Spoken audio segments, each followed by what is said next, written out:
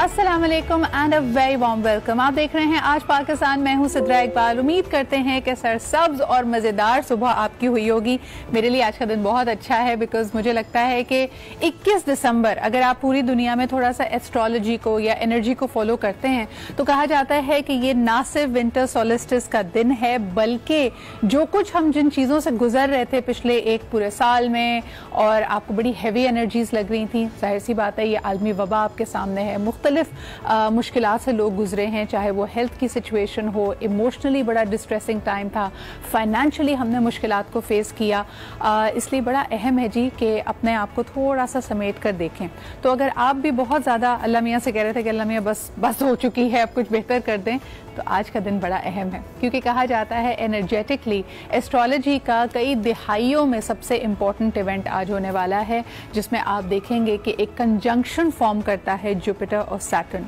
मुझे एस्ट्रोलॉजी में आपको नज़र आ रहा है बहुत इंटरेस्ट है, लेकिन इसका मतलब क्या हुआ? इसका मतलब ये है कि पूरी दुनिया एस्ट्रोलॉजिकली अगर देखा जाए तो आज से नए साल की शुरुआत हो चुकी है। तो अगर मैं आपको हैप्पी न्यू ईयर कहूँ तो ये गलत नहीं होगा क्योंकि ये नया साल है, नई एनर्जीज, जो फ्रेशनेस है आप वो फील कर रहे होंगे।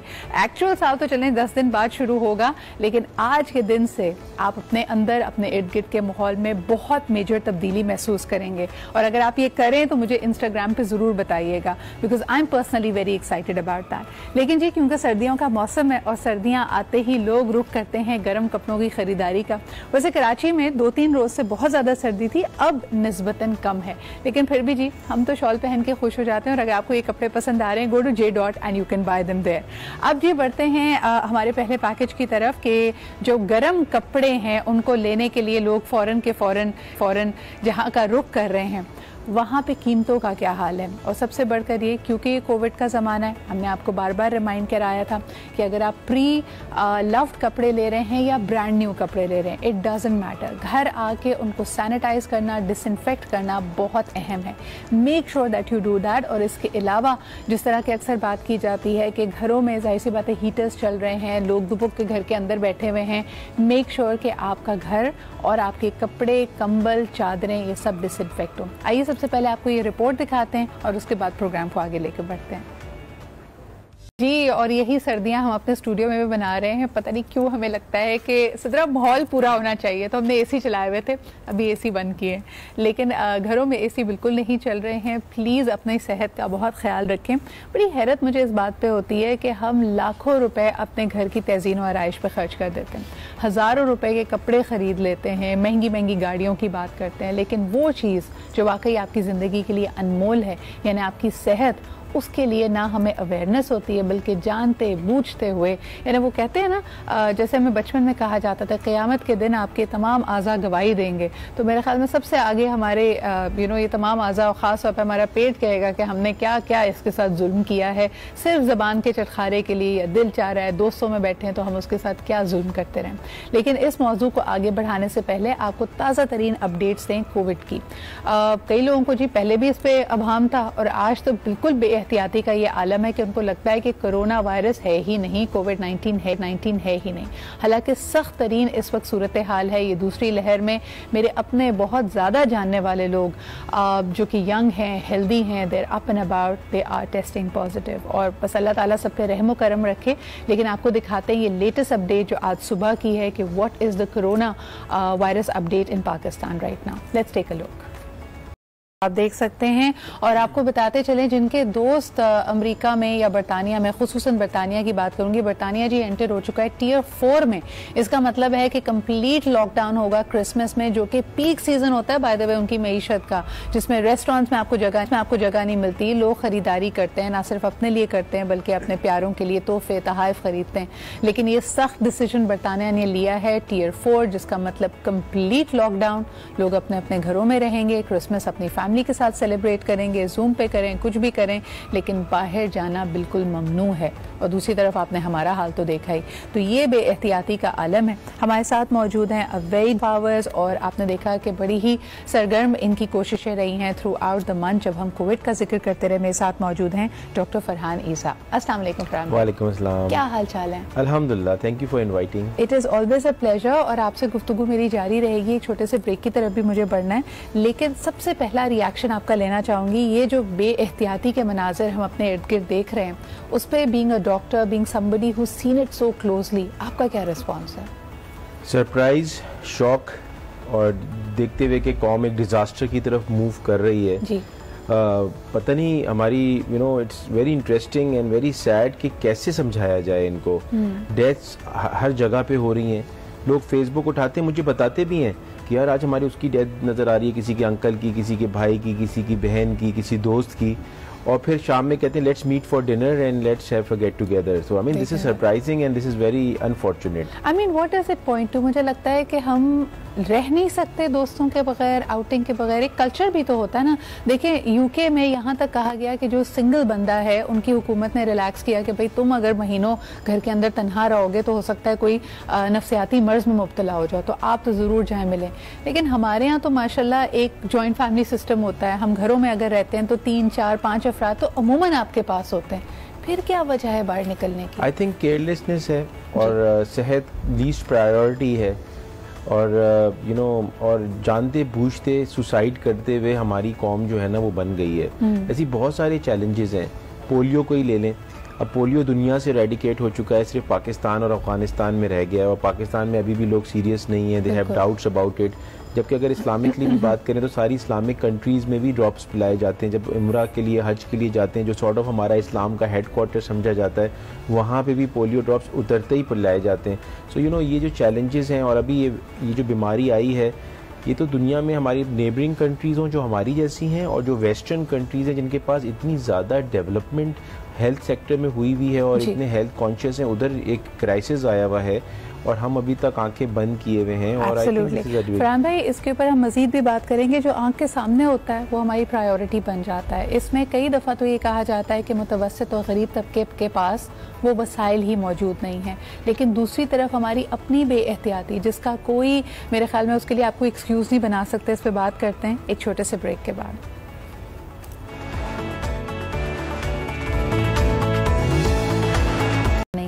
होना चाहिए, पूरे इंटरनेशनल और लोकल सबका इस पे जोर रहता है, लेकिन हम बसाते सोसाइटी अपनी हेल्थ को कितना प्रायोरिटाइज करते हैं, ये भी एक अलमिया है। इसकी वजूहात आप क्या देखते हैं? हमें लगता है we take health for granted. I think कि हम हेल्थ के वो ग्रांटेड जब लें जब हम हेल्थ को ज़रा सा भी सोचें उसके बारे में। हमारे यहाँ तो health is no priority at all, neither for the people neither for the government. और हेल्थ जो है, जो कि सबसे बड़ा चैलेंज है, और कोविड ने दिखा दिया कि अगर हेल्थ नहीं हो और हेल्थ के चैलेंजेस हों तो किस तरह से इकोनॉमी को पे भी असर पड़ता है, नॉट ओनली के पर्सनल वेलबींग के ऊपर। हमारे यहाँ एक ट्रेडिशन, बेसिकली मैंने ये देखा कि पाकिस्तान की साइकी कुछ ऐसी है कि जब किसी भी चीज़ का पानी सर से ऊपर गुजर जाता है ना, तब हम रियलाइज़ करते हैं। आपको मैं बताऊँ उस्मा, आप इस पे बात कर सकती हैं बेहतरीन। I am working very closely with a nutraceutical company and they came up with brilliant multivitamins, और उनकी कॉल ऑफ एक्शन थी कि इस वक्त अगर आप देखें, you need immunity, you need a stronger immunity. आप यकीन नहीं करेंगे, अजीब बाइंग पैटर्न्स हमारे सामने आ रहे हैं। वही वाइटामिन जब हमने कहा कि ये इम्यूनिटी को बूस्ट करते हैं, उसकी सेल्स स्टैटिक थी। ऑन दी अदर हैंड, जब हमने कहा ये वाइटामिन आपको वेट लॉस में भी हेल्प करेंगे, जो कि क्लिनिकली प्रूवन है, धड़ाधड़ बिकने लग गई। तो आप प्रायोरिटी देखें, immunity is not a priority, looking fit, having weight loss is a priority. ये क्या बात हुई? देखिए, हमारे पास जो सीधा कॉन्सेप्ट लोगों का है ना, वो ये है कि जब बीमार होंगे तो हम किसी चीज की तरफ जाएंगे। हाँ। पहले से वो अपनी सेहत का ख्याल नहीं रखते। सही। मतलब हमारा ये है कि अब एक जनरल हम देख लें, कोई भी अगर हमें फिजिकल अपनी फिटनेस के लिए, जैसे हम कहते हैं एनुअली कोई हर अपने जो बेस लाइन टेस्ट है कम से कम आप वो करवाएं, ताकि आपको पता चले कि आपकी बॉडी का स्टेटस, हेल्थ स्टेटस कैसा है। हम लोग ये कहते हैं कि जब तक हमें कोई बीमारी नहीं आएगी हम टेस्ट करवाने जाएंगे ही नहीं। अब जैसे हमने बात की मल्टीविटामिन्स की, ठीक है, वो इम्यूनिटी, अगर हम मल्टीविटामिन्स भी ले रहे हैं तो इम्यूनिटी आपकी एक दिन के अंदर बूस्ट नहीं होती है। जब ये दूसरी बात आपको लगेगी कि पूरी दुनिया में जब डॉक्टर टेस्ट लिख के देता है तो बंदा टेस्ट कराता है और टेस्ट में कुछ नहीं आता तो शुक्र अदा करता है। पाकिस्तान में उल्टा हम डॉक्टर पे चढ़ाई कर देते, देखा मैंने तो कहा था कुछ नहीं था, why did you get an extra test done. हमारी वहाँ पे ये बात होती है। बाकी शुक्र अल्हम्दुलिल्लाह कहने के हमारा ये होता है कि पैसों का ज़िया हो गया। मतलब इसमें हमें शुक्र अदा करना चाहिए कि हमारे कोई ऐसी टेस्ट में कोई ऐसी एबनॉर्मेलिटी नहीं आई है, तो हम लोग उसको उल्टा कहते हैं कि हमने पैसे जाया कर दिए और नेक्स्ट टाइम हम नहीं करवाएंगे, करवाने से भागते हैं। जब आपके पास एज अ फैमिली फिजिशियन हम देखते हैं कि बच्चे की बीमारी कोई माँ बाप सह नहीं पाते, जरा सा वहाँ पे फीवर होता है तो हरकत में आती हैं चीजें, बड़ी एक्शन में।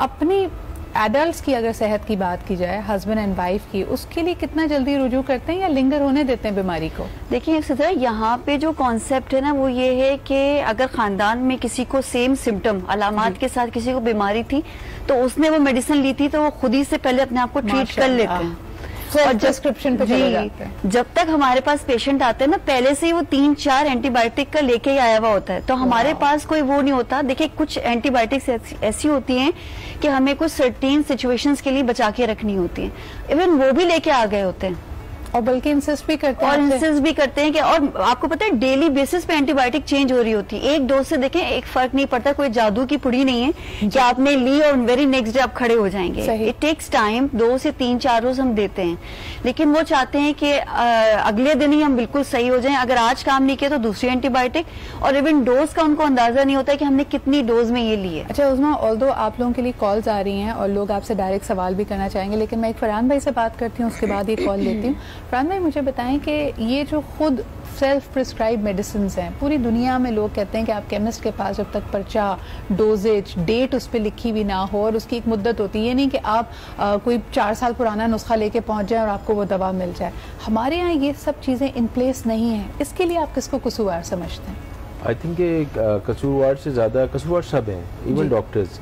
तो होता क्या है कि टीयर सिस्टम्स होते हैं कि पहले जैसे डेवलप कंट्रीज़ में ये होता है कि पहले लोग जनरल प्रैक्टिशनर के पास या फैमिली फिजिशियन के पास जाते हैं, फिर उसको कोई नीड होती है या कोई उसको कोई चैलेंज लगता है तो वो फिर उसको वो रेफर करता है टू द कंसल्टेंट्स, और फिर कंसल्टेंट्स उसको अगर समझते हैं तो वो हॉस्पिटलाइज करते हैं। यहाँ पे तो जो है लोग भी जो है ना वो हर ड्रग को ओटीसी बना रहे हैं, वो डायरेक्टली कंसल्टेंट के पास जाते हैं या खुद कहते हैं मुझे एडमिट करके ड्रिप लगा दें। यहाँ तो अलग सिलसिला है कि कलर ऑफ द ड्रिप जो है ना वो भी चाहते हैं, वो कि मुझे पिंक ड्रिप लगती है ना कलर की तो मैं ठीक हो जाता हूँ या हो जाती हूँ, मुझे येलो लगती है तो मैं ठीक हो जाता हूँ। कुछ लोग ठीक ही नहीं होते जब तक उनको इंजेक्शन नहीं लगेंगे। यानी कि ये रिक्वायरमेंट पेशेंट बताता है तो उसके हिसाब से अनफॉर्चुनेटली पेशेंट ने अगले बंदे को बिल्कुल एक डिलीवरी पर्सन समझ लिया है कि मैं जो बता रहा हूँ ना वो कर दो। भाईजान आप डॉक्टर के पास गए हैं, आप सबवे पे नहीं गए कि अपनी मर्जी का सैंडविच बन पा रहे हैं आप। लेकिन एक कॉलर हमारे साथ है, उनसे बात करते हैं। हेलो, अस्सलाम वालेकुम। वालेकुम अस्सलाम जी, कौन सा, आप कहाँ से बात कर रहे हैं? बात कर रहा हूँ सामू की सर। जी, क्या कहेंगे? ये कोरोना के हवाले से मैं आपका प्रोग्राम देख रहा हूँ। जी सर, हम यहाँ पे अक्सर जैसे टीवी स्क्रीन पे आप न्यूज में देखते होंगे डॉक्टर्स की गफलत की बात बहुत होती है, लेकिन मरीज की गफलत का जिक्र नहीं होता। हम उस पर बात कर रहे हैं। आपको लगता है कि मरीज बहुत ज्यादा आजकल बेएहतियाती करते हैं, गफलत से काम लेते हैं, अपनी सेहत को तरजीह नहीं बनाते? एग्जैक्टली ऐसी है कि जब भी ये कोरोना का वक्त आया था जी, तो उसमें लोगों ने किया था। सही। और सेकंड स्पेल में कुछ ऐसे हुआ है कि बहुत ज्यादा कैपेसिटी हो रही है, लोग बहुत शुक्रिया, बिल्कुल सही आप कह रहे हैं। A lot more needs to be done। आपकी आवाज थोड़ी सी मफल्ड आ रही है मेरे भाई, बहुत शुक्रिया आपकी कॉल करने का। उस्मा क्या कहेंगे? शुरू में तो फिर भी हमने कोरोना को थोड़ी अहमियत दी, सीरियसली लिया, लेकिन अब जितना हमने इसको गैर सीरियस समझा हुआ है पूरी दुनिया में कहीं नहीं होगा। क्या देखिए सिद्रा, जो फर्स्ट वेव के अंदर थोड़ी बहुत बचत हो गई थी ना, वो प्रॉपर लॉकडाउन था और हम लोगों ने घर में एक डर था। अब लोगों के घर में मुझे नहीं लगता कोई ऐसी फैमिली है जहाँ पे आपका नियर वन जो है वो उसकी डेथ नहीं हुई है।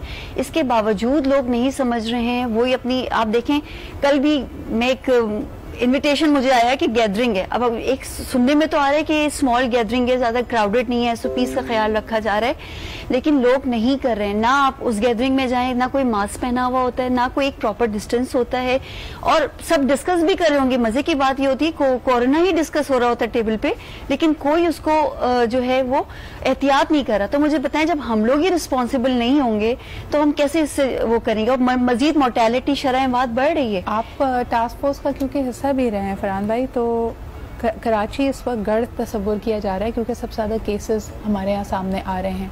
क्या वजह है सिंध हुकूमत कोई कड़ा कदम नहीं उठा रही है? यानी इन रूम डाइनिंग बंद कर दी है, लेकिन सब आप देखें पेवमेंट्स पे उसी तरह रश जारी है, बल्कि वहाँ तो कोरोना के री इन्फेक्शंस का ज़्यादा खतरा है। एक्चुअली सिंध गवर्नमेंट जो है वो अपने पूरे एफर्ट्स तो कर रही है जी, एंड जो है अब आप देखें ना कि इतने खुद मुराद साहब जो थे मुराद अली शाह साहब खुद अनाउंसमेंट्स कर रहे थे and he also got sick. Asad Umar जो NCOC के हेड हैं वही आल्सो गॉट कोविड। तो ये बीमारी फैलती चली जा रही है एंड यू नो अभी भी लॉकडाउन तो कर रही है सिंध गवर्नमेंट। अच्छा, बहुत बड़ा चैलेंज भी आता जा रहा है। हो ये रहा है कि एक बैलेंस को करना बहुत मुश्किल हो रहा है अब गवर्नमेंट के लिए, इकॉनमी को और हेल्थ को, और ख़ास तौर पे फिर अब एक तीसरा भी बैलेंस आ गया जो कि पॉलिटिक्स एंड पावर स्ट्रगल है। तो ये तीनों जो को बैलेंसिंग एक्ट करना हर एक के बस की बात नहीं है, और यहाँ पे हमारी जो चैलेंजेस आ रहे हैं, चाहे वो फेडरल गवर्नमेंट हो चाहे प्रोविंशियल गवर्नमेंट हो, तो ये जो पहले शुरू की जो कमिटमेंट्स थी वो कमिटमेंट्स अब हो नहीं पा रही हैं। आप कह रहे हैं कि कोई भी गैर मकबूल डिसीजन लेने से हुकूमत इस वक्त कतरा रही है, क्योंकि obviously the balancing act is much stricter. बल्कि कई शोबों से ताल्लुक रखने वाले लोगों ने तो बाकायदा ऐलान कर दिया था कि अगर कहा भी गया तो हम नहीं रुकेंगे अब। So that's a very tricky situation. एक और कॉलर हमारे साथ है, उनसे बात करते हैं। हेलो, अस्सलाम वालेकुम। हेलो, अस्सलाम वालेकुम। जी वालेकुम अस्सलाम। कौन सा, आप कहाँ से बात कर रहे हैं? जी मैं उमर बात कर रहा हूँ फैसलाबाद से। जी उमर, क्या कहेंगे? जी असल में मैं यही बात बताना चाह रहा हूँ जो अभी जो है डॉक्टर साहिबा बात कर रही थी कि यहाँ पर जो है शादी ब्याह तकरीबात ये सब यहाँ पर हो रहा है। आवाम मतलब पब्लिक गैदरिंग के अंदर जाने से तो कोई गुरेज कर ही नहीं रहा है। यहाँ पर शादी के लिए 250 अफराद 300 अफराद का बोला गया है, मगर जब वो गैदरिंग होती है तो उसमें किसी SOPs कोई भी फॉलो करने को तैयार ही नहीं होता। सब एक ही टेबल पर गुत्थम गुत्था होकर जो है खाना खा रहे होते हैं, और कोई जो है यहाँ पे किसी SOPs को फौरी तौर से अमल करने को तैयार ही नहीं होता है। सही सही, बहुत शुक्रिया आपकी ये कॉल करके दोबारा इसको रीइटरेट करने का। उमर, उसमें हल क्या है? फिर आपके पास इनविटेशन आए तो ना जाएं, सिर्फ सलामी मेल कर दें? देखिए सिद्रा, सेहत से बड़ी कोई चीज नहीं है, ठीक है। और आप सबसे ज्यादा देखिए केसेस भी रिपोर्ट कब होते हैं? किसी इवेंट के बाद। अक्सर लोग की कोई गैदरिंग उन्होंने स्मॉल रखी, देखिए जिनकी इम्यूनिटी अच्छी है शायद वो एसिम्प्टोमेटिक रहते हैं, लेकिन जो बड़े और बूढ़े हैं उनके अंदर सिम्टम्स आ जाते हैं, ठीक है। बूढ़ों के अंदर जो, क्योंकि इनके साथ पहले से कोई बीमारी लगी हुई होती है, ठीक है, चाहे वो शुगर की हो चाहे वो ब्लड प्रेशर की हो, तो उनके सिम्टम्स ज्यादा थोड़े खतरनाक होते हैं। उनकी इम्यूनिटी, क्योंकि उनकी बॉडी के अंदर इतनी सलाहियत नहीं होती है कि उससे लड़ सके। तो मेरा सबको यही है कि प्लीज प्लीज प्लीज अपनी सेहत को प्रायोरिटाइज करें, और जो कम से कम 3 चीजें, हाथ को सैनिटाइज करना, सोशल या फिजिकल डिस्टेंसिंग जो कि हम 6 फीट की कह रहे हैं, और अपने हाथों को क्या कहते हैं बार बार सैनिटाइज करना, और क्राउडिंग को अवॉइड करना। देखिए हमें सबको रिस्पॉन्सिबल होना पड़ेगा। हुकूमत कुछ भी कर ले, जब तक हम इस रिस्पॉन्सिबिलिटी को नहीं समझेंगे, हम यहाँ बैठे हुए, देखिए एक प्रॉपर फासला है। अगर आप कोई गैदरिंग कर रहे हैं तो अगर इन SOPs को रखते हुए अगर हम करते हैं, देखिए ट्रांसमिशन के चांसेस कम हो जाएंगे। दूसरा ये मास्क का इस्तेमाल करें, और जो लोग मास्क का इस्तेमाल करते हैं सीधा, वो बिल्कुल भी नाकाबिले कबूल है कि वो मास्क प्रॉपर हमारी जगह को कवर कर ही नहीं रहा होता। जिससे हमारा एक बड़ी इंपॉर्टेंट बात है Usma, thank you for pointing us to it.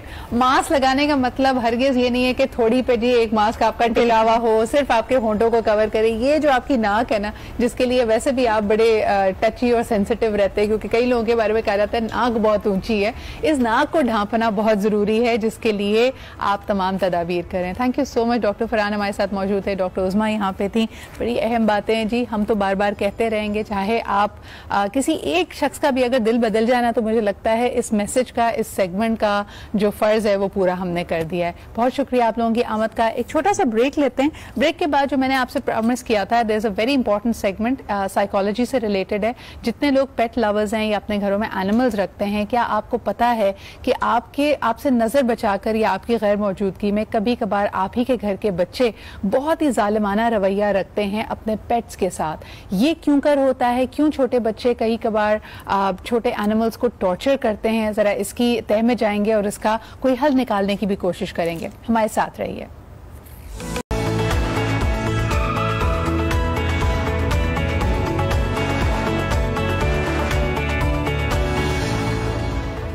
Welcome back जी। क्या देख रहे हैं आप? आज पाकिस्तान ऑफ कोर्स। हमने बात करनी थी जी कि एनिमल्स के टॉर्चर पर, लेकिन उस पर हम ज़रा बाद में आएंगे। पहले ज़रा खित्ते की सूरत हाल पर नज़र डालते हैं। जिस तरह के बार बार कहा जा रहा है कि भारत के अंदरूनी मसाइल इस कदर शिद्दत इख्तियार कर रहे हैं, फिर दूसरी तरफ उसका जंगी जुनून, इस खित्ते पर हावी होने का जो एक शौक़ है वो भी किसी से ढका छुपा नहीं है। फॉल्स फ्लैग ऑपरेशंस का कई दफ़ा जिक्र किया जा रहा है। पाकिस्तान की इंटेलिजेंस के ज़राए बार बार ये पॉइंट आउट कर कर रहे हैं कि भारत इस तरह का कोई मिस एडवेंचर कर सकता है, जिसके ऊपर सख्त अल्फाज पे इसकी तरदीद की गई। वज़ीर आज़म इमरान खान साहब ने बड़ा अहम एक मैसेज दिया कि इस तरह के किसी भी मिस एडवेंचर का भरपूर और हर तरह से जवाब दिया जाएगा। आइए अब सबसे पहले इस हवाले से आपको दिखाते हैं एक रिपोर्ट। कई सलामती के लिए और ख़ास तौर पे जब दोनों ममालिक न्यूक्लियर पावर्स हो, बड़ा अहम होता है चीज़ों को समझदारी के साथ आगे बढ़ाना।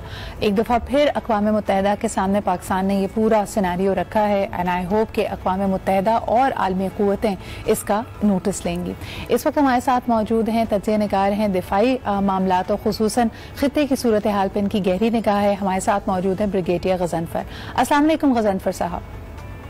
गज़नफ़र साहब, इस वक्त जो इत्तलात आ रही हैं और बड़ा डंकी की चोट पे इसके लिए कहा गया है वज़ीर आज़म की तरफ से कि ऐसा कोई भी मिस एडवेंचर पे पाकिस्तान मजबूत तरीके से, मुकम्मल तरीके से इसका जवाब देगा। क्या आप समझते हैं कि ऐसी कोई कार्रवाई की प्लानिंग कर रहा है भारत? बहुत बहुत शुक्रिया सिद्रा। पहले तो मैं आपकी इंट्रोडक्शन से एक छोटी सी लीड करते लेते हुए कहूँगा कि जैसे आपने फरमाया कि पाकिस्तान ने भारत के मुस्तकिल मंदूब को बुलाया जी, और उसको मुरासला जो हम देते हैं वो दिए। असल में होना तो ये चाहिए था कि अक़वाम मुत्तहिदा में जो दफ्तर है, यूएनओ का जो दफ्तर है, उसको पाकिस्तान के मंदूब को, उसको भारत के मंदूब को यहाँ पर भी, क्योंकि अक़वाम मुत्तहिदा का एक जो है पूरा फुल स्टेशन पिंडी के अंदर मौजूद है, और दूसरा यूएन की लेवल पे जो UN security council secretary general के अदारे के ऊपर जो भारत में इंडिया का जो यूएनओ में जो इंडिया का रिप्रेजेंटेटिव है, उसको बुला के ये मुरासला देना चाहिए था, एहतजाज करना चाहिए था, उसके ऊपर कोई एक्शन होना चाहिए था। पाकिस्तान एक्शन लाजमी है, लेकिन यूएन ने जो आंखें बंद की हुई हैं, ये एक बड़ा दुख का मुकाम है, यूएन के लिए शर्म का मुकाम है। यूएन सेक्रेटरी जनरल को इसके ऊपर तो सोचना चाहिए कि वो दुनिया में अमन के लिए ये दायरा वजूद में आया है, और किसी जगह पर अगर उन्हीं के लोगों को फायरिंग हो तो ये तो फिर एक अमन का बात है ना कि जो भी जाए और आके वो चीजें शुरू कर दे। दूसरी बात जो आपने फरमाया कि फॉल्स फ्लैग ऑपरेशन की तरफ से, तो आपको याद है कि पाकिस्तान ने जब बालाकोट के जवाब में ऑपरेशन बायर किया था, एयर रेड जो हुआ था हमारा कश्मीर के अंदर नौशेरा में, वहां पे पाकिस्तान की इंटेलिजेंस रिपोर्ट की ये एक्सटेंट थी कि पाकिस्तान को पता था कि आज इंडियन आर्मी चीफ जो है वो उस ब्रिगेड हेडक्वार्टर का जो नौशेरा में वाक़ है उसका विजिट कर रहे होते हैं, उसकी ब्रीफिंग हो रही होगी, इसलिए पाकिस्तान ने वो टारगेट चुना। मीन की जो है क्रेडिबल इंटेलिजेंस, और आपकी इंटेलिजेंस जो है वो आपके ऑपरेशन को सपोर्ट कर रही थी। अब यही इंटेलिजेंस अभी भी हमारे पास मौजूद है, इसको नेचुरली मुख्तलिफ जगहों से वेरीफाई किया जाता है कि इन्फॉर्मेशन को उसको कोलैबोरेट किया जाता है, 3-4 सोर्सेज से वो इन्फॉर्मेशन आती है। जब आप उसको कोलैबोरेट करते हैं तो इंटेलिजेंस की सूरत में सामने आती है, और जब वो इंटेलिजेंस होती है, रॉ इंटेलिजेंस, तो जरूरी होता है कि उसके ऊपर अमल किया गया, उसके ऊपर फिजिकल अमल होता है। अब इमरान खान साहब जो बार बार ये बात कह रहे हैं, इसको समझने की जरूरत है दुनिया की ताकतों कि इस खित्ते में अगर कोई हुआ तो रिएक्शन भी पूरा मिलेगा, और यहाँ पे एक कन्फ्रंटेशन की सिचुएशन बढ़ सकती है। वो इस हिसाब से इस बात को कह रहे हैं कि दोनों जो ताकतें हैं वो न्यूक्लियर पावर है। तो ऐसे तो मैं न्यूक्लियर का जिक्र नहीं करना चाहता, लेकिन अगर दोनों के दरमियान कोई क्लैश हुआ, दोनों के दरमियान कोई फॉल्स फ्लैग ऑपरेशन के नतीजे में पाकिस्तान का जवाब आया, और वो अगर उसकी अगर एक्सटेंट बढ़ गई, तो इस खित्ते के लिए बहुत बड़ा खतरा होता है। आजकल दुनिया वैसे बड़े जो है ना आपस में एक दूसरे की चप्पलिश के मोड़ से गुजर रही है, और आप देख रही हैं कि उसके अंदर सफर कर रहा है तो वो आम आदमी सफर कर रहा है। और भारत की ये ख्वाहिश है, क्योंकि आपने खुद ही देखा भी सब टाइम देंगे कि इंटरनल सिचुएशन, सिखों की मूवमेंट, सिखों के वो अपना फार्मर्स के इकट्ठा होने के अलावा वहां को 26 के करीब 26 इंडिपेंडेंस मूवमेंट है जो भारत के अंदर चल रही है। लेकिन गज़नफ़र साहब, वही मैं समझना चाही थी कि ये जो मूवमेंट चल रही हैं, बल्कि हमने कई, जब ये भारत बंद मूवमेंट और सिख किसानों का ये जब दल पहुंचा है दिल्ली में, तो उनकी अगर आप बातें सुनो, उन्होंने कहा कि जी 2019 में इन्होंने परसिक्यूशन की मुस्लिम्स की, इस दफा बारी आ गई है सिख कम्युनिटी की। तो ये बात तो बड़ी वाज़ेह है कि इख्तिलाफात मौजूद हैं मोदी सरकार की पॉलिसीज के खिलाफ, लेकिन क्या इस दौरान जब इंटरनली इतनी ज्यादा इनकी यहाँ प्रॉब्लम्स चल रही हैं, भारत इस तरह का कोई मिस एडवेंचर अफोर्ड भी कर सकता है? कोविड की सिचुएशन आपके सामने है, हो सकता है उसको काफी तौर पे उसकी सनती इदारों को चीजों को नुकसान पहुंचे, कोविड अभी भी इनके यहाँ बेकाबू है, भारत अफोर्ड भी कर सकता है ऐसा कुछ करना?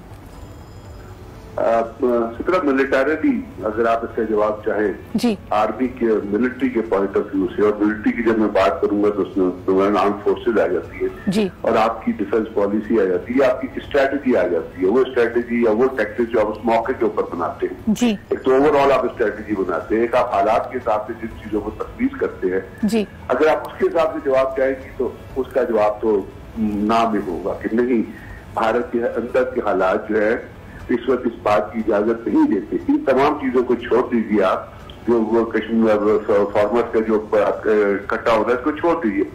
मिलिटरी अगर आप कश्मीर को इस वक्त देखें और कश्मीर की जो सिचुएशन भारत के अंदर, पाकिस्तान के ऊपर तो है ही है कि वहां पे फायर हो रहा है, लेकिन अपने भारत के अंदर जो कुछ है वहां पे कर्फ्यू लगा हुआ है, वहां उन्होंने 9 लाख फौज जो है वो डिप्लॉय की हुई है, जो सिर्फ कर रही है कश्मीरियों के खिलाफ जो है वो मूवमेंट कर, वो ऑपरेशन कर रही है। कश्मीर अनस्टेबल है, दिल्ली अनस्टेबल है, मैंने आपसे कहा 26 मूवमेंट चल रही है।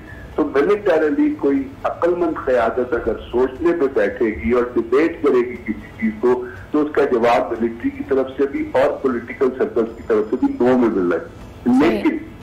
लेकिन यहाँ मैं कह रही हूँ कि भारत के अंदर जो क़यादत है, नरेंद्र मोदी से लेके अमित शाह से लेके नीचे उनके चीफ मिनिस्टर अपना वो बाबू बजरंगी से लेके बाकी बीजेपी के मोहन भागवत और इस किस्म के जितने समाजते हैं, वो तमाम के तमाम पैदावार है दहशतगर्दी। और वो दहशतगर्दी आज जो भारत में हो रही है उसका बुनियादी रीजन है हिंदू राष्ट्र का कयाम, यानी वो आरएसएस की जो फिलॉसफी के मुताबिक कहती है कि इंडिया के अंदर कोई रहेगा तो हिंदू रहेंगे, बाकी अकलियतों को they will have to get converted into Hinduism. अब ये जो दहशतगर्दाना सोच जिसमें मजहब का एंगल आ जाता है, और आपको पता है जो मजहबी दहशतगर्द होते हैं वो साइकोपैथ होते हैं, वो लॉजिकल सोचने की सलाहियतों से महरूम होते हैं। सही। वो मजहब को रीजन बना के लोगों के ऊपर, अभी आप लोग कहते हैं कि रेडिकलाइज एक सोच है जो फिर ये नहीं देखती कि इस आग में वो किसको झोंक रहे हैं, चाहे वो अपने हों या पराए हों, उनके लिए सिर्फ और सिर्फ एक नज़्बुल-ऐन उनका होता है और उसकी तरफ वो बढ़ने से कतराते नहीं है। बहुत शुक्रिया ब्रिगेडियर ग़ज़नफ़र हमारे साथ मौजूद होने के लिए। पूरा पाकिस्तान इस वक्त ये बावर कराने की कोशिश कर रहा है कि ये एक लावा है जो पनप रहा है और इसकी आग में हो सकता है ये पूरा खित्ता झोंक दिया जाए। तो बड़ा अहम है जी कि पूरी दुनिया की अक़वाम और खुसूसन अक़वाम मुत्तहिदा इसका नोटिस ले। एक छोटा सा ब्रेक लेते हैं, विल बी राइट बैक।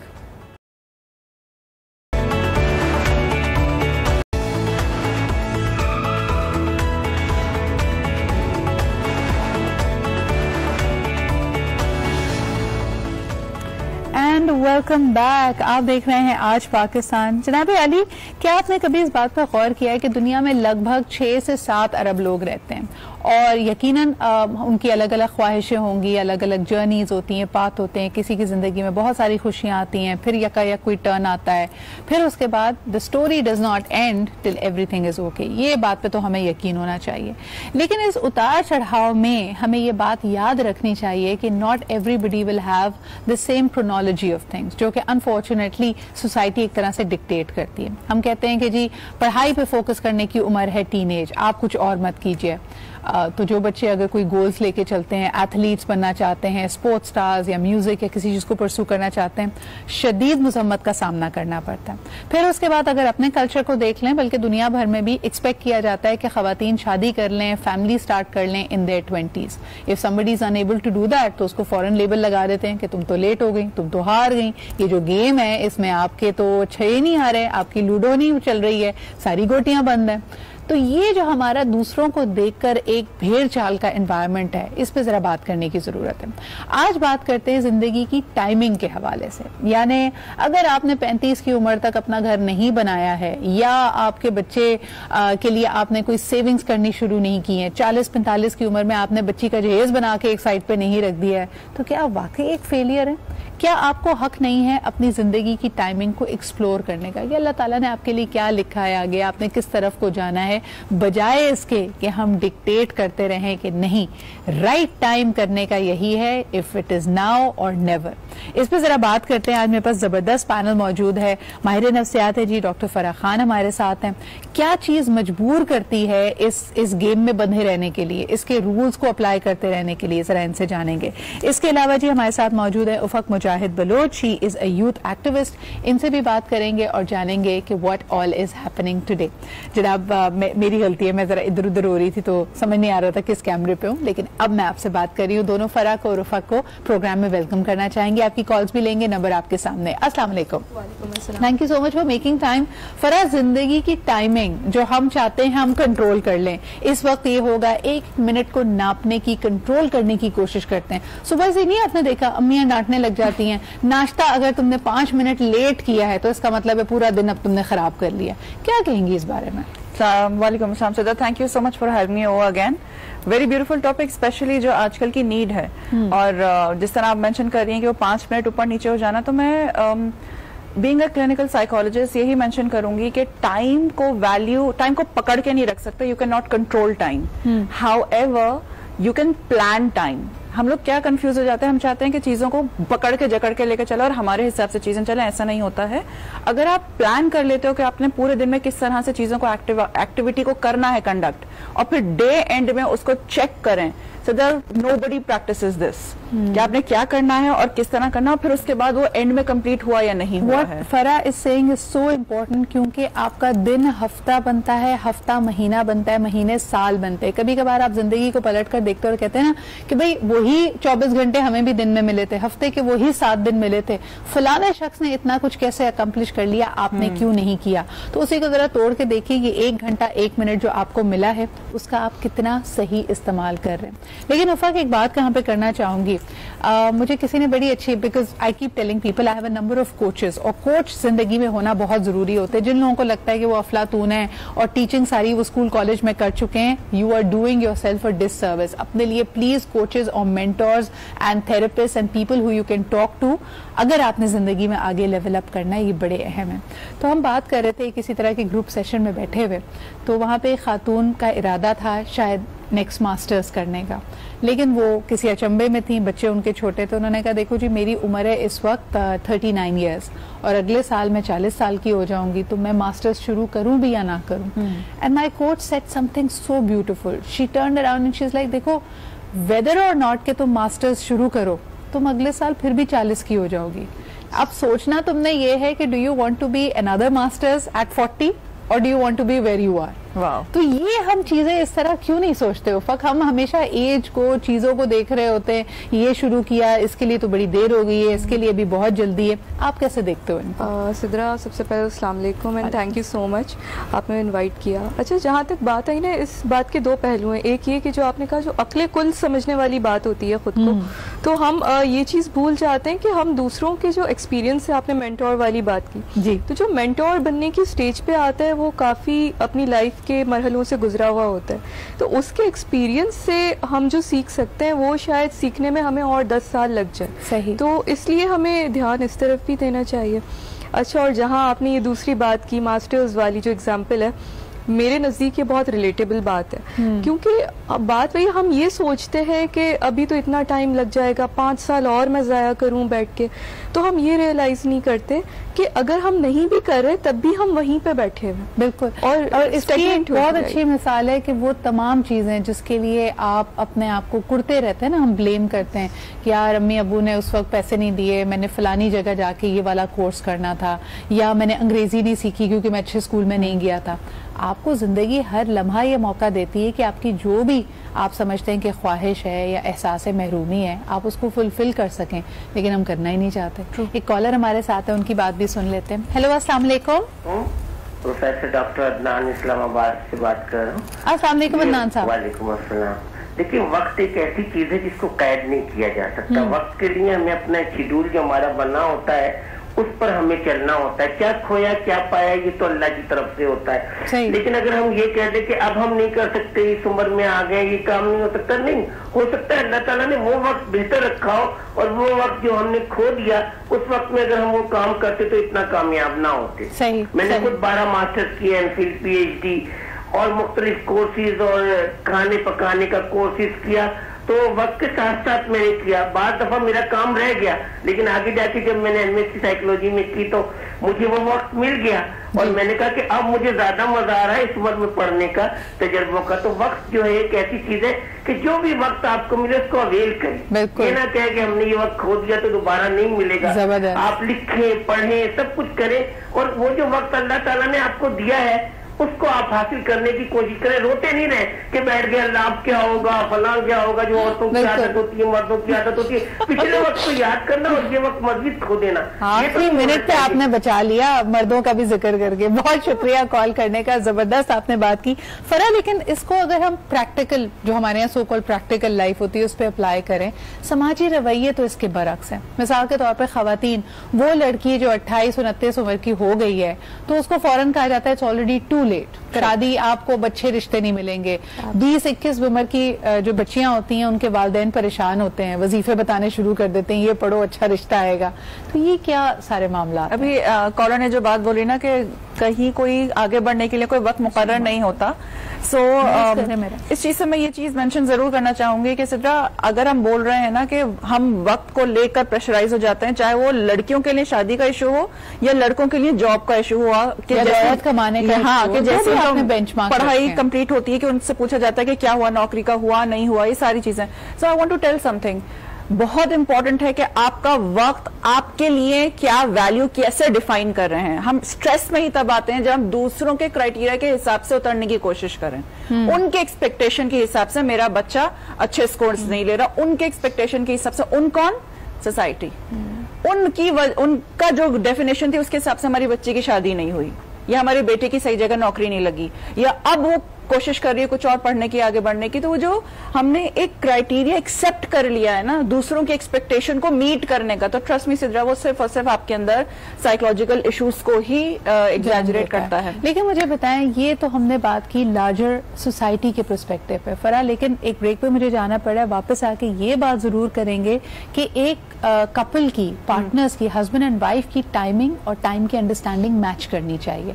उसमें अगर आप दो अलग अलग धारों में बह रहे हैं तो that is going to create problems. यानी आपने फैमिली कब स्टार्ट करनी है, आपने कब कुर्बानी दे के थोड़ी सी बचत करके घर ले लेना है, ये सारी चीजें गोल्स अलाइंड होने चाहिए। अगर नहीं हो तो मसले मसाइल हो जाते हैं। इस पर जरा बात करेंगे एक छोटे से ब्रेक के बाद।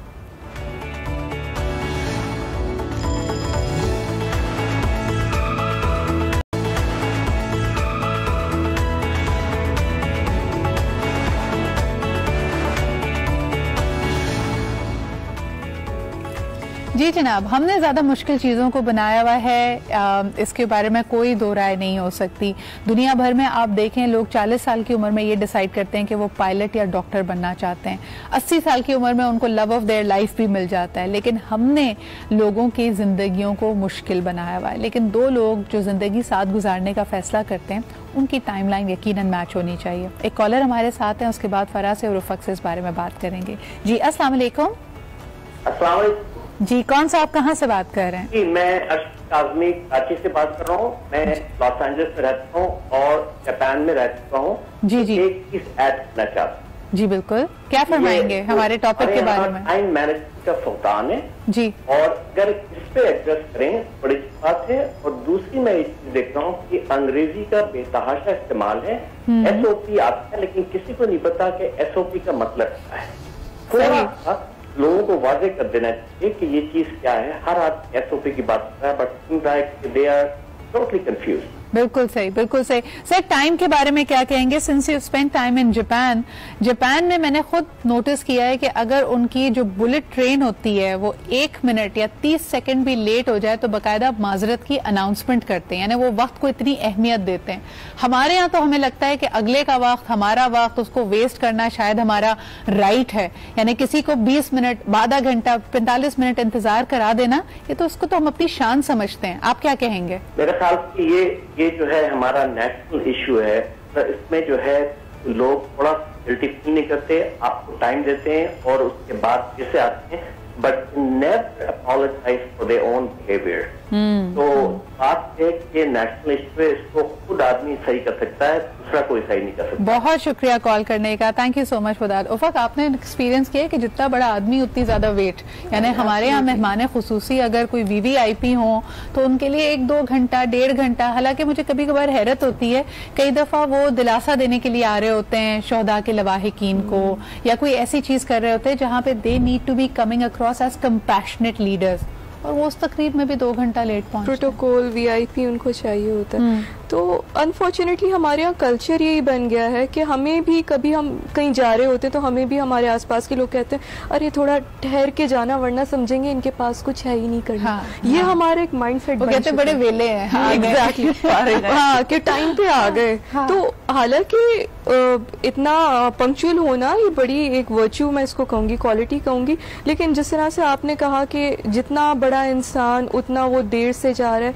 तो देखें बात तो एक सिंपल सी ये है कि जितना इंसान गहरा होता है या जितना वो जिंदगी में अचीव करता है उसमें उतनी लचक आनी चाहिए, उतना झुकाव आना चाहिए। एंड देन सबसे इम्पोर्टेंट फैक्टर ये कि हम कितना वैल्यू करें दूसरे के टाइम को, कितनी इज्जत दे रहे हैं। तो अगर कोई देर से जा रहा है, सबसे बड़ी बात ये एरोगेंस में आता है, ये इंसल्ट में आता है, एरोगेंस में आता है। जैसे कहते हैं ना जितना फलदार दरख्त होगा उतना झुका होगा। लेकिन मुझे याद आ रहा था इनकी बात से, हमारे यहाँ का सबसे बड़ा नेशनल लतीफा ये है जब आपको शादी का कार्ड मिले, कोविड से पहले भी और आजकल भी, जिसमें लिखा हो 10 बजे रात का खाना होगा और 12 बजे रुखसती हो जाएगी। कभी नहीं होता है। इनफैक्ट वो कोशिश ये की जाती है कि 10-10:30 बजे ही पहुंचे कि खाना तो मिल ही जाए। एग्जैक्टली। और फिर खाना हो जाता है ठंडा, फिर उसके बाद पप्पा जी को एक्सक्यूज मिल जाता है बुरा बुलाने का। क्योंकि शादी की बात कर रहे हैं तो लाइफ पार्टनर्स की टाइमलाइन फरा जो बात हो रही थी, ये मैच करना कितना अहम है, और आपकी ऑब्जर्वेशन में जब ये मैच नहीं करती तो क्या होता है? सिद्रा, अगर लाइफ पार्टनर्स अपने आप को समझते ही ना हो कि हम टीम हैं, तो वहां पे असल क्लैश शुरू होता है। I seen a lot of couples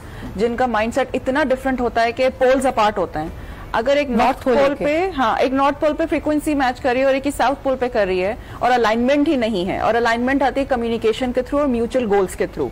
तो मैं हमेशा सारे अपने जितने भी क्लाइंट्स होते हैं उनको यही सजेस्ट करती हूँ कि देखो, take yourself as a team, because you cannot run any show without a team. True. And your house and your family, आपका अपना घराना, आपके अपने बच्चे, आपका अपना किचन भी ले लो, हर चीज एक टीम जब तक स्पिरिट नहीं होगा ना तो नहीं हो सकता। तो कम्युनिकेशन ही नहीं होती। अब उसमें क्या होता है, खवातीन चाहती हैं अपने हिसाब से अपनी चीजों को प्रायोरिटाइज करना और अपने प्लान्स को सामने रखना कि मुझे इस वक्त ये करना है, ये करना है, ये करना है। हस्बैंड्स की डिमांड्स और होती हैं। उस वक्त हम भूल जाते हैं रोल प्लेइंग। मेरा अपना रोल है, मेरी अपनी ड्यूटी है, आपका अपना रोल है, आपकी अपनी ड्यूटी है, और उस रोल को आप डिवाइड करके चले ना तो trust me, there will be no imbalance, there will be no issue. पर फरा, इसको एक प्रैक्टिकल हमारे यहाँ जो इश्यूज आते हैं उस पर ले चलते हैं ना। मिसाल के तौर पे 2 लोगों की आपस में पसंदीदगी है। पहले तो लग रहा था कि भाई दोनों क्योंकि कॉलेज में पढ़ते हैं, यहाँ से भी रिजर्वेशन होगी, वहाँ से भी, लड़का भी स्टैब्लिश नहीं है, नौकरी नहीं है, फलाना।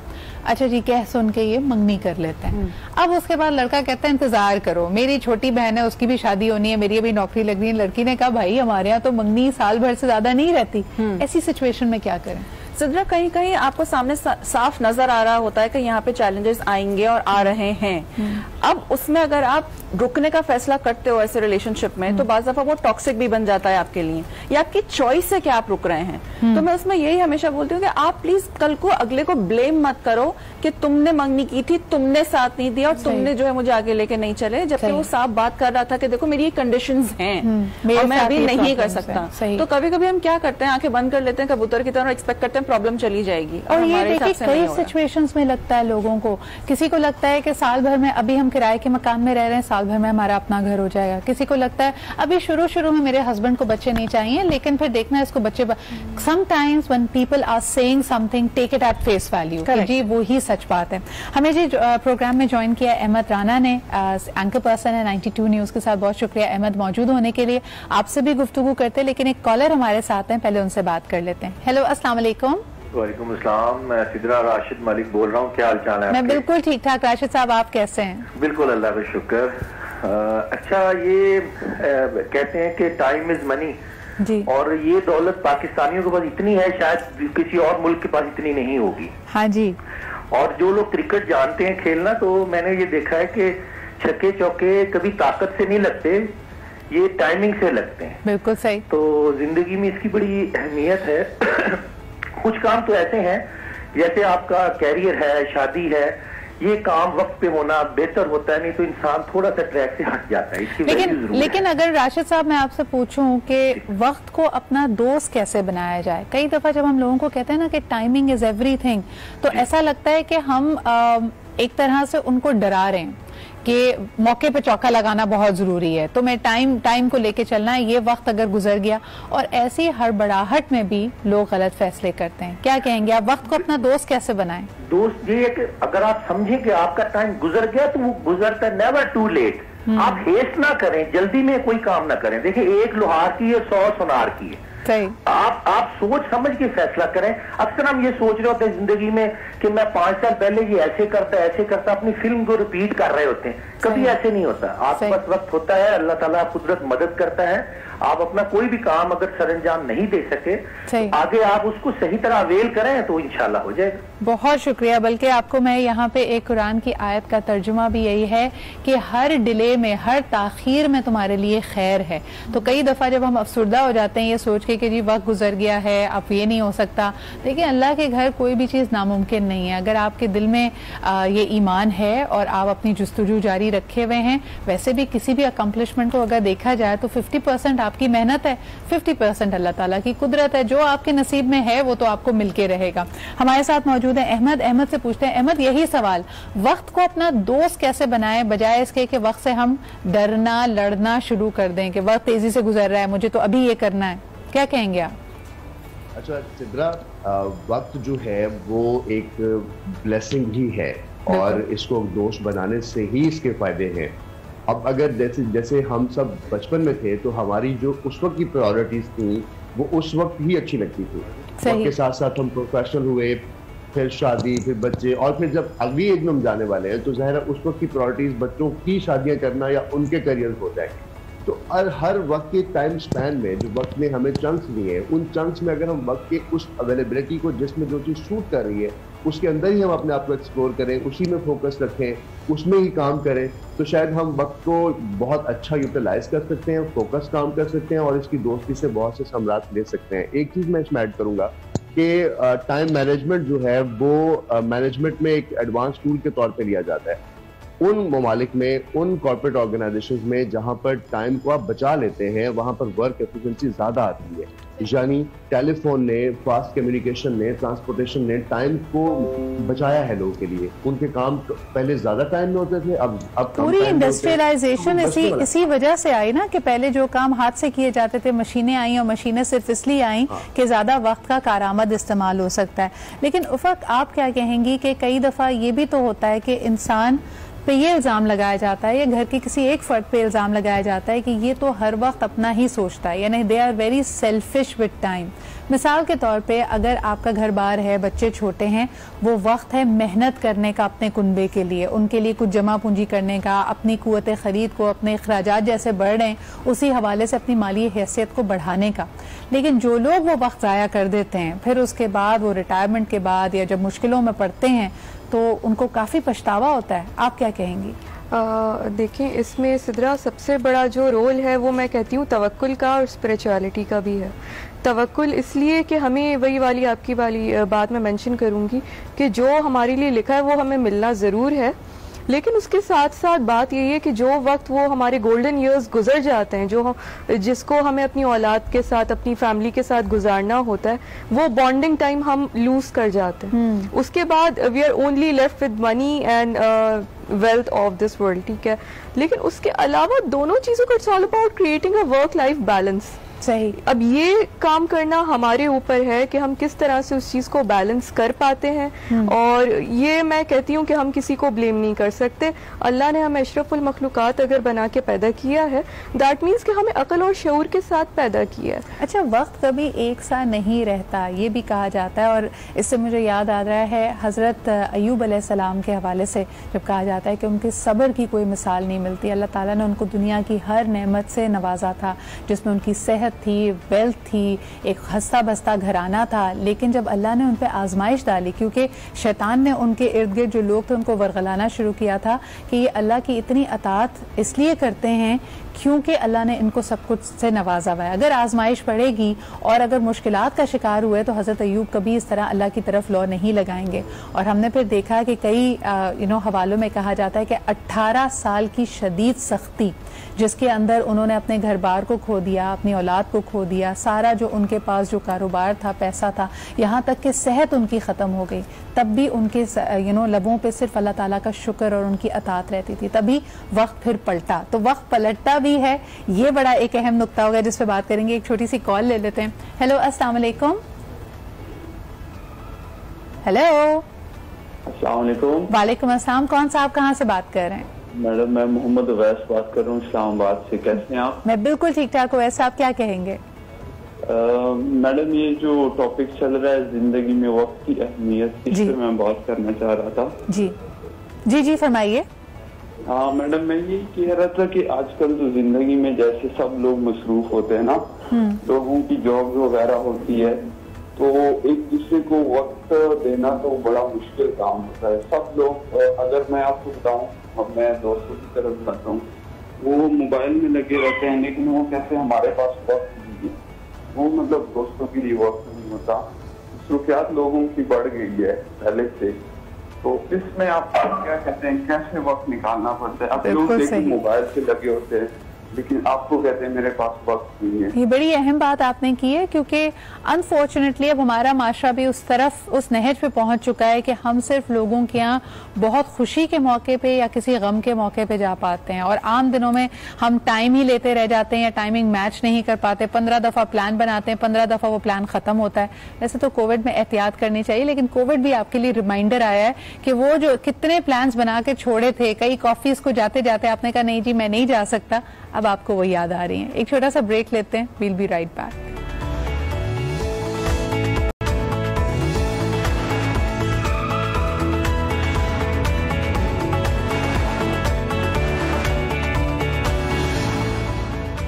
जी जनाब आली, क्या वक्त पलट कर आता है? जिंदगी हमेशा कहा जाता है आपको मौका देती है, लेकिन क्या बार बार मौके देती है?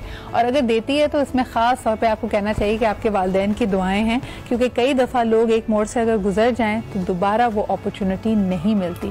फरा क्या कहती है, जिंदगी बार बार मौके देती है, इसके लिए खुद पॉजिटिव होना चाहिए, जुस्तजू जारी रखनी चाहिए, कैसे देखती है सब सारे लाइफ एक ब्लेसिंग है और बार बार मौके देती है। डिपेंड करता है आप उस जिंदगी को देख कैसे रहे हैं। सही। अगर आप उस जिंदगी को बोझ की तरह देख रहे हैं तो प्रोबेबली आपको सिर्फ बहुत सारी अपॉर्चुनिटीज सामने आती हुई फील ही नहीं होंगी कि वो आपके लिए अपॉर्चुनिटीज हैं और ब्लेसिंग्स हैं, क्योंकि आप कहीं ना कहीं अपने पुरानी जिंदगी का बैगेज, वो कचरा थैले में भर के पीठ पे उठा के साथ लेके घूम रहे हैं। बिल्कुल। और जब आप घर के अंदर कचरा नहीं छोड़ते, किचन में कचरा नहीं छोड़ते, और आपकी कोशिश होती है कि डेली सफाई हो, डेली रात में बाहर निकाल दिया जाए, तो वो इतना सारी बाल्टी सर पर लेकर जो आप घूम रहे हो, जो दिख नहीं रही है अपेरेंटली, लेकिन कहीं ना कहीं वो आपकी लाइफ पे आज और आपकी आने वाली जिंदगी पे असरअंदाज हो रही है। बिल्कुल। तो ऑटोमेटिकली फिर आप लाइफ को ब्लेसिंग की तरह नहीं देखेंगे, क्योंकि आपके लिए वो बोझ है और आप भारी होके आगे लेकर अच्छा, इसमें अगर पर्टिकुलरली हार्ट ब्रेक्स की बात कर लें, आपको याद है ना कि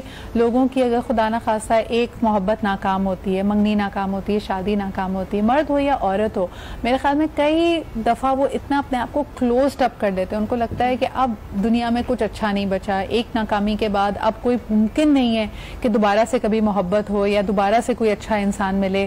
क्या कहेंगी ऐसी सिचुएशन में? क्या ऐसी सिचुएशन में वक्त पलटता है, जिंदगी आपको मौके देती है? जिंदगी तो बहुत मौके देती है, लेकिन प्रोबेबली शायद आप वो डोर्स ओपन ही नहीं करना चाहते। और मैं हमेशा अपने क्लाइंट्स को उस वक्त 2 मिसालों से समझाती हूँ। एक, गाड़ी चलाते हो भाई, अगर गाड़ी का एक दफा एक्सीडेंट हो गया है तो दोबारा चलाना छोड़ दोगे क्या? बिल्कुल चलाओगे ना, क्योंकि जरूरत है। टाइम बचा रही है, वक्त पे पहुंचा रही है, बहुत सारी चीजें कंफर्टेबल है, उतना सामान कैसे उठा के लेके चलोगे जो गाड़ी। आपकी बात से मुझे पता है क्या याद आ रहा है, कल परसों मेरे एक दोस्त से ना ऐसी कोई पुरानी बातें हो रही थी, कहते हैं मुझे ना मेरे साथ एक ही मसला है, मुझे पुरानी बातें भूलती नहीं। मैंने कहा क्यों भाई, इंसान हो या शीशनाग? क्योंकि हम बॉलीवुड की पुरानी मूवीज में देखते थे ना, शीशनाग की आंखों में जो दुश्मन की छवि होती है वो छप जाती है, वो कभी नहीं भूलता। मैंने कहा भाई आगे बढ़ो, इंसान हो, शीशनाग नहीं हो तुम। करेक्ट। सो बेसिकली जो है वो हम यही कर रहे हैं कि आगे नहीं देख रहे हैं, और अगर एक आपका बैड एक्सपीरियंस हुआ है तो डज नॉट मीन दैट आगे भी वैसा ही बैड एक्सपीरियंस होगा। लेकिन मैं ये जरूर आपके इस प्लेटफॉर्म से बोलना चाहूंगी कि अगर आपके पुराने तल्ख एक्सपीरियंसेस की वजह से आप सब लोगों को उसी चश्मे से देखना शुरू कर देंगे, तो प्रोबेबली जहां से वाकई कोई अच्छा ऑप्शन आ रहा होगा ना, वो भी आपके अपनी अंदर की नेगेटिविटी और फ्रीक्वेंसी की वजह से बिगड़ सकता है, हो सकता है। तो अगर आप वक्त को बदलना चाहते हैं, the change has to begin with you. Ahmed, इस बारे में क्या कहेंगे? कई दफा लोग अपने आप को बदलना नहीं चाहते, लेकिन अपने हालात को बदलना चाहते हैं। ये पॉसिबल है कि अगर आप अपने आप को ना बदलें और अपना वक्त बदलने की कोशिश करें? सीधा वो एक कोट है कि it's never too late to restart. Yes. और अपने आप को बदल ले हम, और हम ये दो चीजें इकट्ठी चलती हैं। हम अपने हालात को जब भी बदलेंगे जब हम खुद को बदलेंगे। सही। और ये कभी भी इसको हम एज के साथ या किसी भी पास्ट एक्सपीरियंस के साथ अटैच नहीं कर सकते। वक्त हमें चाहे किसी भी एज पर जाए, अगर आपके अंदर विल पावर है, अगर आप कुछ करना चाहते हैं तो उसके लिए कोई टाइम लिमिट नहीं है, उसके लिए कोई टाइम एज नहीं है। आप किसी भी टाइम उसको रीस्टार्ट कर सकते हैं। ये तो आपको खुद पे कॉन्फिडेंस, और जैसे अभी हमारे साथ जो गेस्ट है वो कह रही थी कि आपने गाड़ी को दोबारा से स्टार्ट करना है, क्योंकि उसी में ही यूटिलिटी है, उसी में ही लाइफ है। सर्वाइवल फॉर द सर्वाइवल, हमें तो आगे जाना है। तो जो लोग किसी भी चीज, जैसे अक्सर लोग किस्मत को बहाना बनाकर ये कहते हैं कि मेरी तो किस्मत ही खराब है या मेरी तो तकदीर ही खराब है। तो मैं कहता हूँ कि जो स्टीफन हॉकिंग है वो कहता है कि जो लोग किस्मत पर यकीन रखते हैं वो भी रोड के दोनों साइड पे गुजर के दोनों साइड पे देखते हैं जब रोड क्रॉस कर रहे होते हैं। तो इसका मतलब है उनको इस बात पे बिलीव है कि किस्मत जो है वो कोई चीज नहीं है। आखिरी एक सवाल, बिल्कुल थोड़ा सा वक्त है मेरे पास, आखिरी एक सवाल उफक आपसे करना चाहूंगी। This is specially going out to women. एक कोई आपकी ख्वाहिश होती है ना, ऐसा लगता है कि वो अटक जाती है, बाकी सब चीजों से अल्लाह ताला आपको आजमाता है, लेकिन उस एक ख्वाहिश से शायद आपको आजमा रहा होता है, बाकी सब कुछ तो नवाजा हुआ होता है। उसमें से सरे फहरिस्त मैंने लोगों को देखा है कि अपना घर और औलाद के लिए। I recently met this lady जिनके she had 12 years of marriage और अल्हम्दुलिल्लाह 3 दफा she had conceptions, तीनों दफा ट्विंस थे, लेकिन फिर अल्लाह के हुक्म से, अल्लाह की रजा से वो तीनों ही दफा she was unable to carry those babies और वो अल्लाह के हवाले हो गए। तो ऐसे लोगों के लिए आप क्या कहेंगे? should they keep trying? क्योंकि वो काफी डर जाते हैं। मेरा कहना इस मामले में यह है कि देखिए अक्सर हमें उस वक्ती तौर पे बुरा लग रहा होता है, हमें मायूसी भी होती है, लेकिन उसमें कहीं आजमाइश का फैक्टर भी इन्वॉल्व हो जाता है। लेकिन हम स्पिरिचुअलिटी से हटके भी ये बात देखें तो हमें, जो मैंने एज अ पर्सन फेस किया है लाइफ में, कि हमें हर चीज़ अपने बहुत बेहतरीन वक्त पे मिलती है। काफ़ी चीज़ें ज़िंदगी में ऐसी थी जो मैं चाहती थी कि मुझे उस वक्त मिल जाए, लेकिन अब जाके वो चीज़ें मुझे मिली हैं और अब जाके मैं उनको बहुत अच्छे तरीके से इंजॉय कर पा रही हूँ। जब आप तैयार होते हैं तो इट इज़ नॉट अबाउट कि अल्लाह के घर देर है सवेर है, आपको वो आजमा रहा है। जब आप तैयार होंगे तभी आपकी ख्वाहिश आपके सामने आएगी। So you are going to manifest it when you are ready for it. बहुत शुक्रिया। हमारे साथ डॉक्टर फरा मौजूद थी, उफक थे, एंड ऑफ कोर्स अहमद हमारे साथ थे। आप लोगों की यहाँ पे आमद का बहुत शुक्रिया। लेकिन वक्त की बात हो रही है, हमारे पास आज के लिए वक्त इतना ही है। कल आपसे फिर मुलाकात होगी। अपना ख्याल रखें। खुदा हाफिज।